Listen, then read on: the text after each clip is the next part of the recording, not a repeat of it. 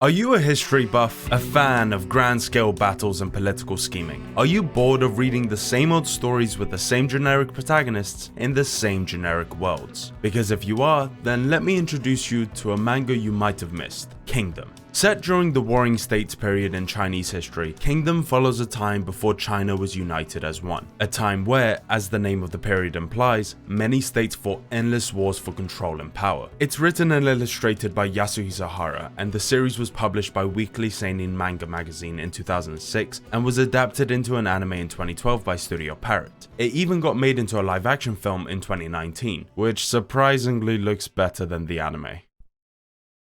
Yeah. Now, I would have loved to have read Kingdom like a good boy, but unfortunately there isn't an official translation for it. So I guess I'm not allowed to read the manga because a billion-dollar corporation said so.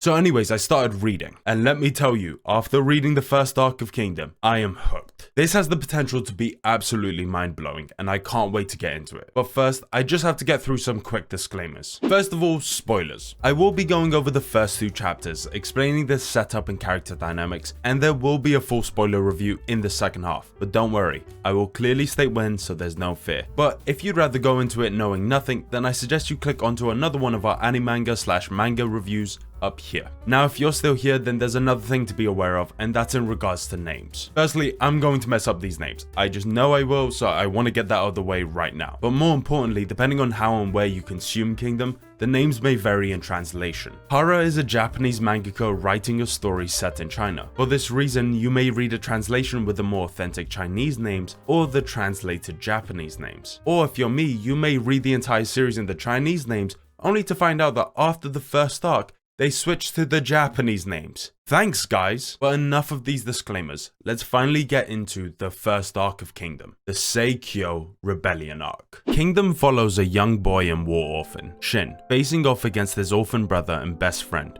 Hyou. They're training for a reason unknown to us at this time, but we can see that they're both as strong and fast as each other, although Hyou does manage to get the upper hand with a swift dodge. 1,252. That's how many times Shin and Hyou have faced each other. 587 times have they drawn, with Shin accumulating 332 wins, whilst Hyou scored 333. Just one more over Shin. They walk back to their village where they work and live as servants under the leader of the community. Tasked and failing at cooking their dinner for that night, the leader's son insults and degrades Shin. The leader punishes Shin for scaring his son, reminding him who he has to thank for not making him a slave, for giving him food, and for giving him a roof. The next day, the boys go to the same hill and train as always. Here we see them at their most natural, smiling as they press wooden blades against the other. Meanwhile, a man in luxury clothing witnesses the battle from his carriage and sees something so strange in the boys, he demands the ride to stop and walks towards them. This distracts Shin, allowing Hyou to get another win out of it. As you would expect from someone who's now battled 1,233 matches, Shin takes annoyance with this stranger's appearance. The man scoffs at their battle numbers, thinking it's a joke, but their faces say otherwise. Hyou, the more reasonable of the two, explains to the man why they do this. Having grown up as war orphans, Hyou and Shin have nothing to their name, nothing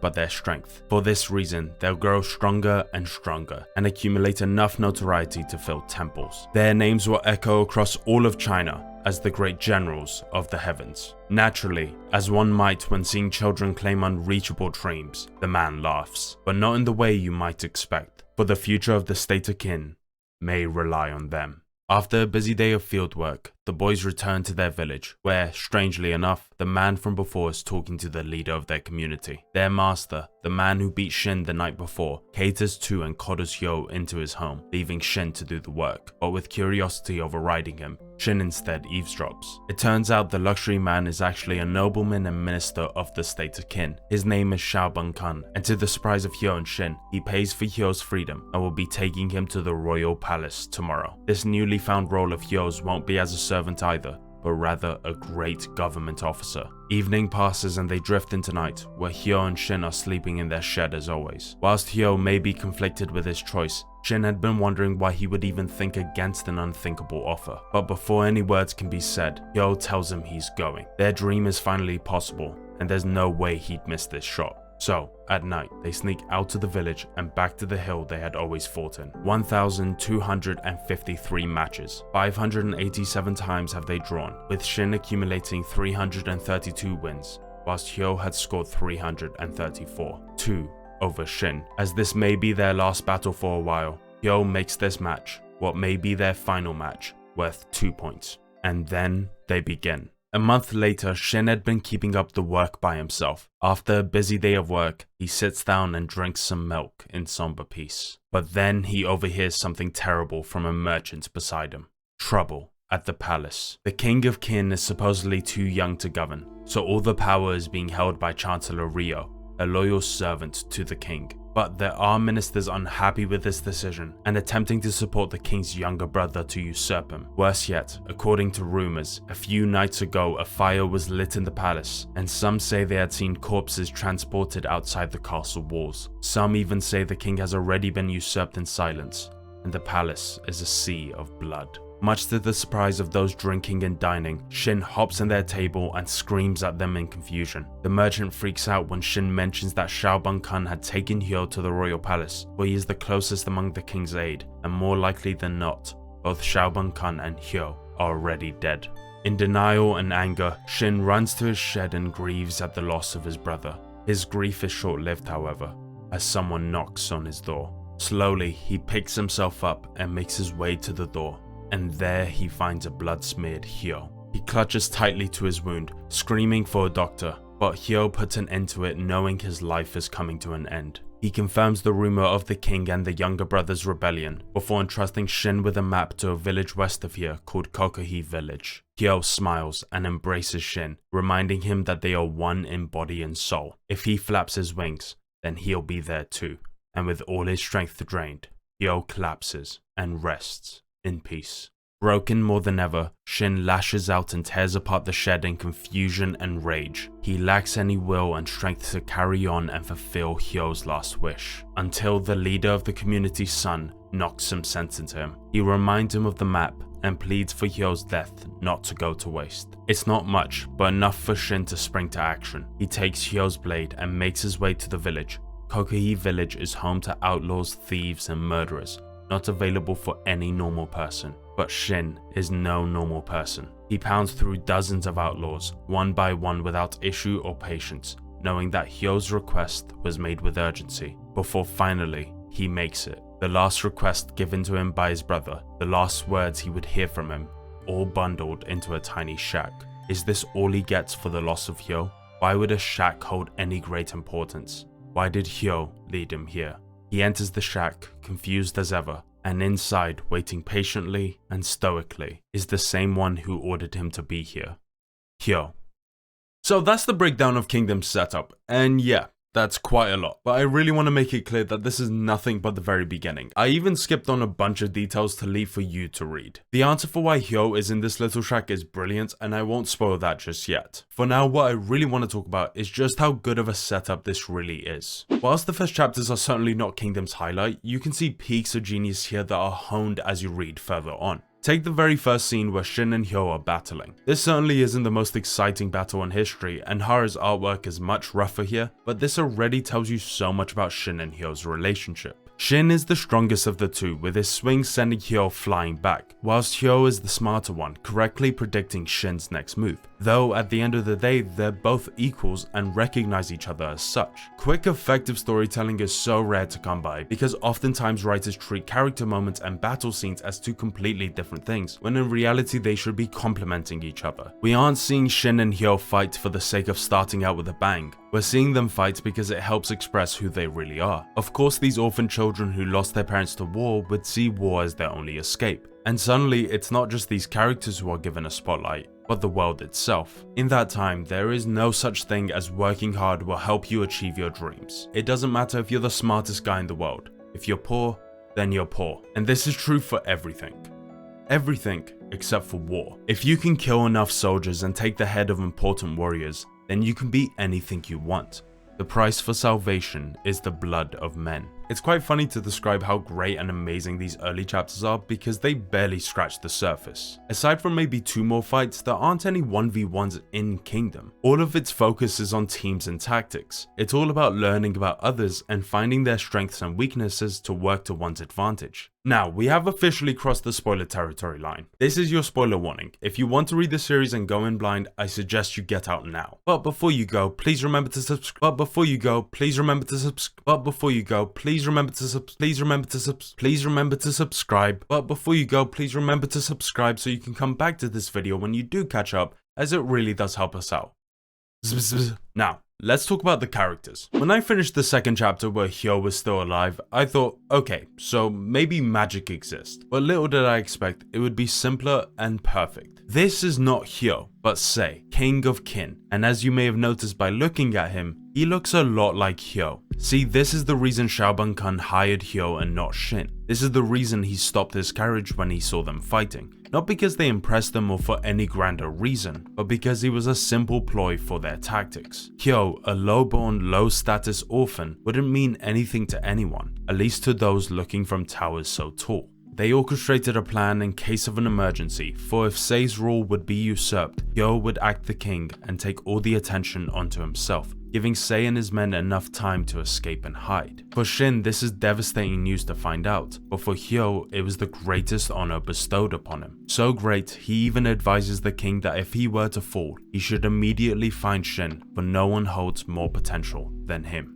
Bars. Whilst the both of them are looking for a way out, they come across Ten, a weird little guy in a creepy little owl costume. He was an outlooker for the thugs and criminals in Kokui village, but as he knows the layout of the area, he's their only hope of making a clear escape. And well, that's it. Our introduction to our main 3 protagonists, the perspective we'll be seeing this story from, at least for this arc. So let's break them down further. I was not expecting to love these guys so quickly, but well, here we are. Shin is our main protagonist, and at first he falls headstrong into the typical shonen guy. He's loud, inconsiderate and ignorant, but he's also got ungodly strength beyond anyone's expectation and refuses to give up. You've seen that before a million times and it's definitely a strong theme throughout, but there's also this somberness to him as he recalls his past with Hyou, or even when he delivers his epic speeches that can only come from a low-born place. Much like shonen protagonists, he also has an impossible dream that everyone says he can't achieve, but we all know he will. The difference, however, is what his dream results in.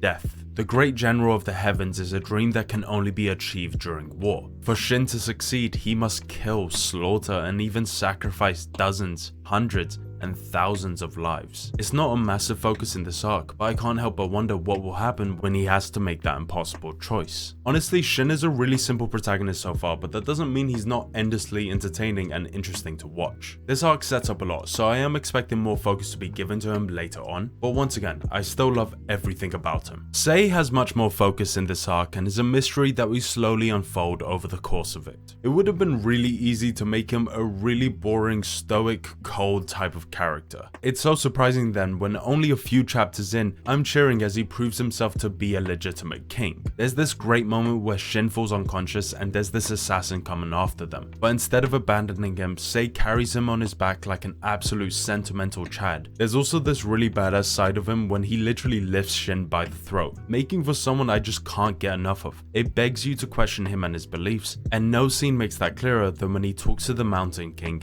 and announces he wants to unite all of China. Unity sounds great, but there are a lot of people who would not bend their knees to foreign kings, especially not those they'd consider to be beneath them. So with the goal of unity in mind, would come a war that would devastate the lands. So is he Aragorn or Griffith? Is he King Egbert with Athelstan or King Egbert every other time? Is he a liberator or is he a tyrant? And not just any type of tyrant, the worst kind. A tyrant who believes he's justified. It plays heavy in this arc and there are some clear signs towards one end, but Sei is young and power corrupts all, and whether we will cheer when he succeeds or be left traumatized at the results of what he's done will be left for future us to find out. Ten is the simplest character out of the 3. He doesn't have a big dream, nor is he an expert at any one thing, but that's strangely what makes him so interesting. Okay, so let's just get out of the way. Ten is clearly a girl and it's pretty obvious, and I also think that's kind of the point. Obviously none of the men at the time would even consider a girl being capable because, you know, they weren't treated equally at the time. Anyways, Ten's tale is all about belonging. She's never had a home or a family to call her own. It's why she teamed up with a bunch of thugs because they were probably the best she could get. And it's why she abandons them to join Shin and Sei because she had never seen someone her age rebel against those more powerful. But even then, she finds herself confused as she still doesn't feel like she belongs. Ten is a mountain clansman whose family was wiped out many years ago, so she tried to team up with the people on the ground, but finds herself too distant from them. Then, when she meets another mountain clan, she attempts to buddy up with them, only to find out she can't relate with them either. She's not highborn, nor is she really lowborn. She's not a mountain person, nor is she really a person who belongs on the ground. So where does she have to go? She has a rough time throughout this arc, slowly trying to find herself. She learns to watch and analyze, and then uses her knowledge to her advantage. It's made especially clear with this blow dart assassin. He's not very tough, nor does he have unbelievable strength, but he shines in speed and aim, something Ten is proficient in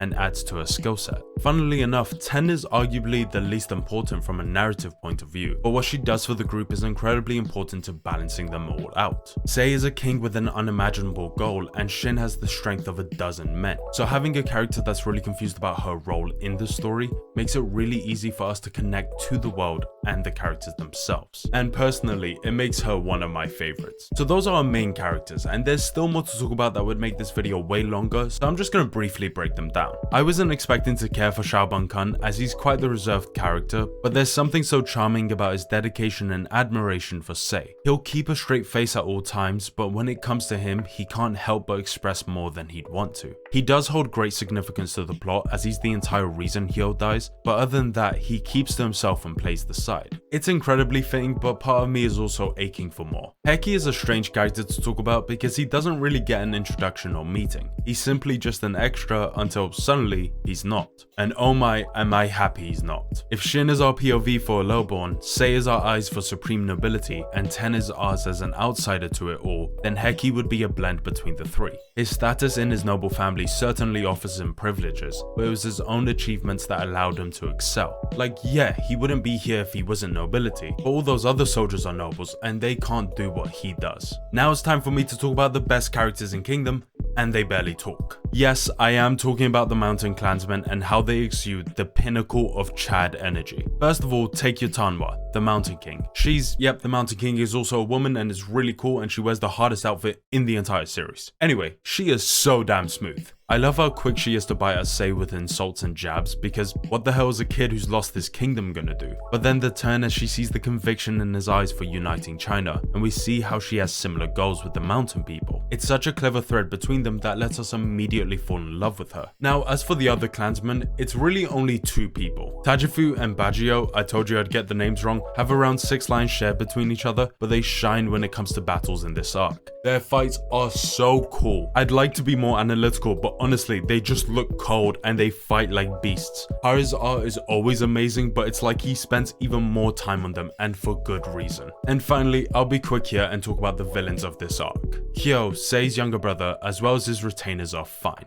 They do a good job at making you hate them, and there's some amazing politicking and scheming going on whenever they're around, but ultimately, they're forgettable. But I wouldn't say that's a big negative. This arc already has so much happening that building a villain to be complex and layered would just rob the first arc of its focus. Besides, it's not like they can't involve Hyou in further arcs and add more layers to him, but right now, Shin, Sei, and Ten are given the perfect time to develop. Now, I know there are some more characters I'm missing and not going into detail about, but I think it's best to discuss them properly for when they become more important in future arcs. What I really want to talk about before we wrap this video are my favorite moments in the Sei-Hyou Rebellion arc. I think the moment I realized this series might be something special is when Shoubunkun actually explains why the escape plan failed. It's our first time seeing a tactical ploy, and whilst brief, seeing an army of mounted soldiers charge was so epic. Pair that with the sudden and somehow even cooler moment where Hyou creates a diversion for Sei's army to escape, just had me fist bumping in excitement. It was also bittersweet because it shows us what Hyou could have become if he hadn't died. I think what sells it the most is the scene after where Shin, hearing that his best friend and orphan brother died for the king, just straight up asks Sei what it would take to make him a general. It's the first time we see them not actively bumping heads, and just had me smiling like a kid. It's just so hype. The next scene I absolutely love is one I've mentioned a few times at this point. Sei telling the Mountain King his dream to unite China has just stuck with me so much. Seeing Sei negotiate and appeal to them about their tragic background, whilst also not cowering from his beliefs, is already enough to make me love it, but then we have Shin break from his bonds and just cut to the chase in such a simple manner, only for Sei to use it to his advantage. It's a perfect scene and shows how well Shin and Sei balance off each other. Shin as a brash, impulsive kid with a good heart, and Sei with a hardened sense of duty. All of this ending with the Mountain King announcing she would join their war and getting to probably the best panel so far. There's no way I'm ever forgetting that moment. The next scene I love is actually a bit of a cheat because it goes on for quite a while. I love everything about their ploy to get into the kingdom of Kin. From the moment Sei tasks everyone to dress up as a mountain clansman, to them slowly making their way inside the castle, to when they finally strike, it had me on the edge of my seat the entire time. I actually had no idea what was going to happen next. It was genuinely phenomenal. The constant tension of 80,000 soldiers at every turn, mixed with the excitement of Shin being in a new place, it's such a bizarre decision, yet it makes perfect sense and is so satisfying when everything breaks loose. I couldn't ask for more. I love a good speech, especially in a war story. So when Sei's men were dropping like flies and he got up on this hunk, I was already excited. But man, did he deliver. If you ever had any doubts of his ability to rule as king, they were washed away at this moment when Yatanwa smiles and the soldiers roar. You genuinely feel like you're there in the moment, and it was so damn cool. The next moment is actually the complete opposite of the last moment. From an epic speech to one of the saddest scenes in the entire arc. After a tough battle, one of the mountain men is trying to keep up with the group, whilst on his last leg, and Shin helps him even though it slows everyone down. I think it's the pure desperation to keep moving from the mountain man, mixed with the harsh truth from Heki and the others. So seeing Shin ignore them all, help the man regardless, and then talk about Hyou was already painful, but after 10 reveals that he's actually been speaking to a corpse, it just breaks your heart. Sometimes no matter how much you try to help,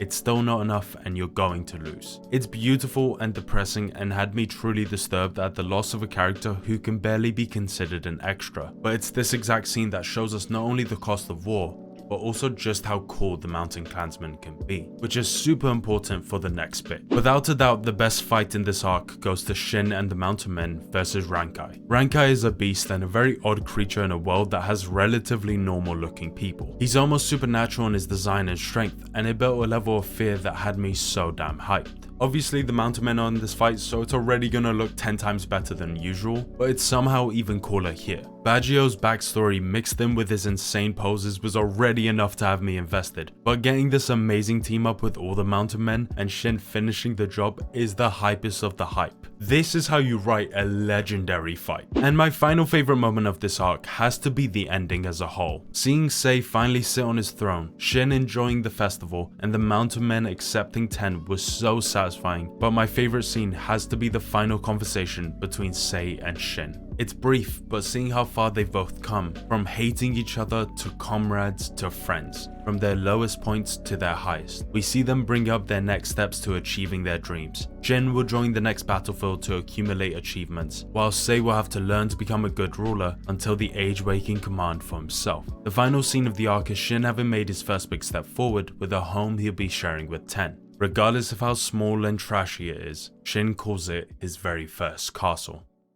Man, I love this story. So, that's the end of the video. Thank you so much for watching, and if you still haven't checked out Kingdom, I hope this video has convinced you to do so. I will of course be reviewing the next arc, but this time it will be a far greater breakdown from beginning to end. Something I shied away from this video as I wanted it to be more of an introduction. So if you liked the video, please remember to subscribe as it really does help us out, and you can stay up to date for when we release our next Kingdom review. There are also a bunch more anime manga videos you can check out on this channel right now if you're interested. Finally, if you've read it, what did you think of Kingdom? Any moment you love in particular? Let me know in the comments below, but please keep it spoiler free for any future arcs. Anyway, thanks guys, bye.